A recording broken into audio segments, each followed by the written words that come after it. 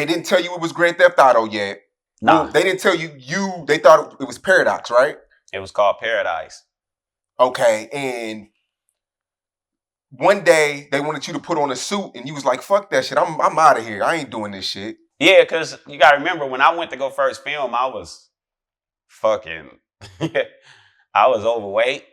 So I got to put on this goddamn scuba diving suit. Now I got this stomach, and I'm like, and it's all these people staring at you and shit. It's like 50 to 60 people standing around, cameras everywhere in the studio. And I was like, man, you know what? I can't act because I'm uncomfortable. Because I feel like people saying, look at his stomach. Look at his ass. You know, it's just, so I kind of had talked it with, I quit actually. I was like, man, fuck this stupid shit.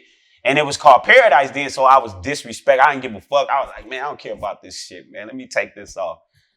And the director, man, he don't never like his name said, so I ain't gonna say it, but the director, he's amazing, man. He came, talked to me.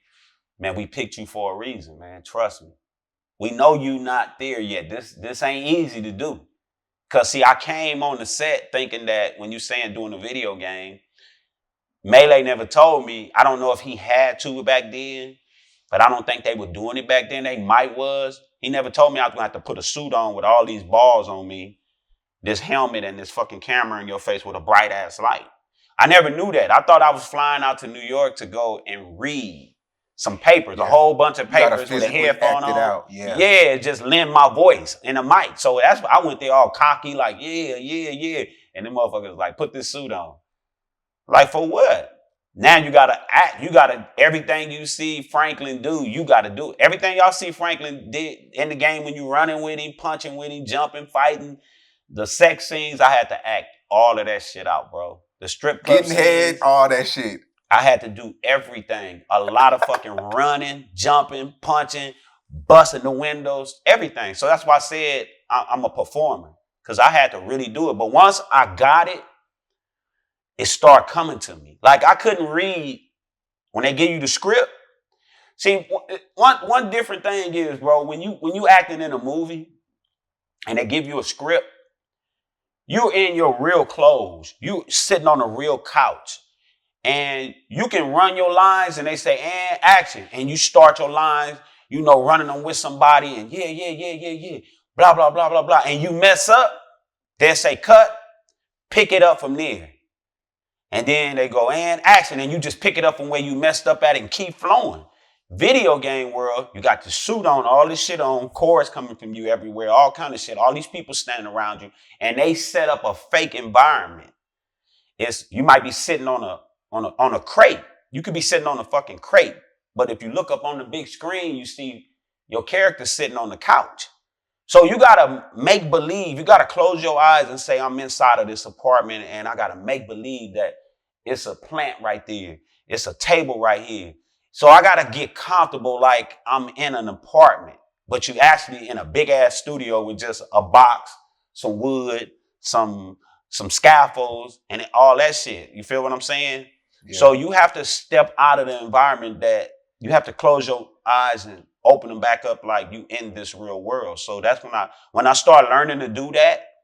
And then you got to remember in the video game world also, this is what I was getting at.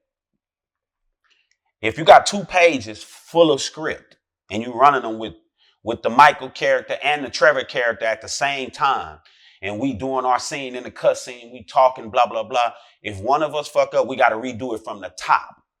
So we got to keep going until it go all smooth. So if I got 2 pages of shit in my head and I'm trying to remember it, and I get all the way to the end and I fuck up, I freeze up or something, cut, do it again from the top. And everybody be, come on, Solo. God damn, we on take number 95.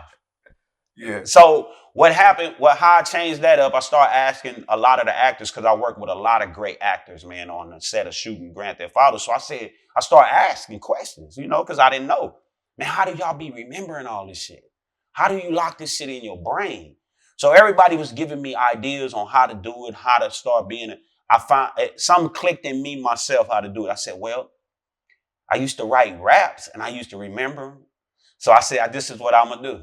I took everything that they gave me and all them scripts, thousands and thousands of pages, bro. Every time they gave me like 50 of them, I would take them and I rewrite them. I rewrite the script, put it in my own words. Instead, it might say motherfucker, MOTHER fucker. I say motherfucker. I cut all that motherfucker out, just motherfucker. So I start rewriting it, and as I'm writing from my pen to my paper, it start locking in the brain. Yeah. That's what rappers do. Yep. So that's what helped me, bro. I start writing on my own, then highlight it, then read it one more time, then forget about it, then come back to it and see if I could remember it. Then I start getting on the set, bro. Like halfway through filming, it took me a year to start really getting in the groove of it. That's when I found out I was working with Grand Theft Auto. Wow. Because they outed the Michael character. And I said, we working on motherfucking Grand Theft Auto 5? Oh, shit, nigga.